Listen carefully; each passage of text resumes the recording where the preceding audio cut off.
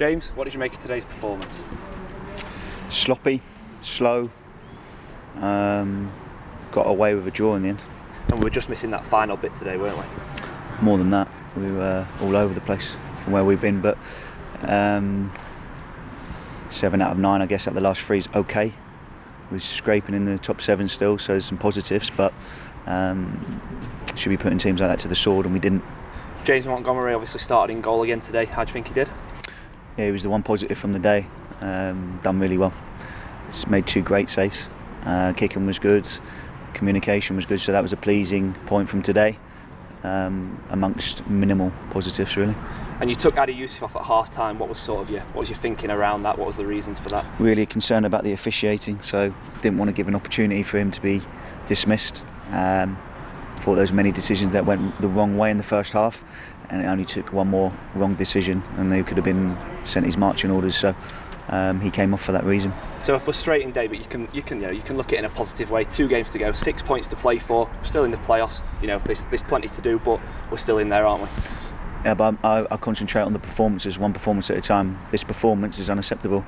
It's nowhere near where we want to be as a group. It's dropped way below our standards. However, we've got 8 on the injury table, plus Alex Whittle as well, who's really struggling. He's on the bench because he maybe could have played 20 minutes, maybe maximum. So that makes 9. So you take 9 players out of any team in the world, obviously you're gonna struggle for rhythm and relationships, because obviously the players that played today hadn't played a lot together.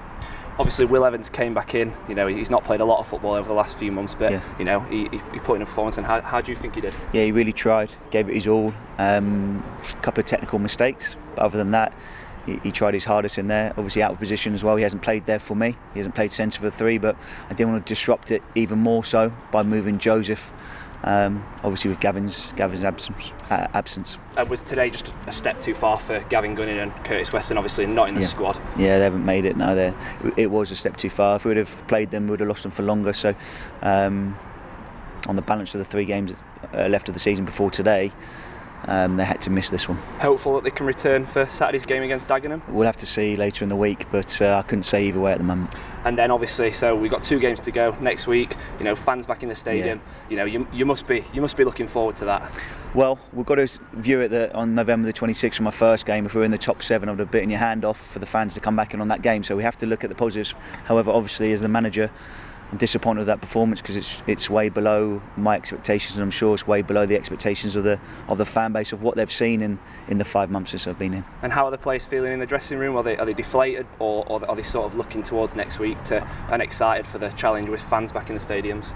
I don't know if they're deflated, but I hope they're disappointed with their performances, because they need to reflect on that, and we need better at this football club, and we will have better at this football club. But obviously, overall, a disappointing performance today, but we can look forward to next week, fans back in stadiums, and hopefully it'll give the team and yourself that push on for hopefully the last 2 games and 6 points. Yeah, we hope so.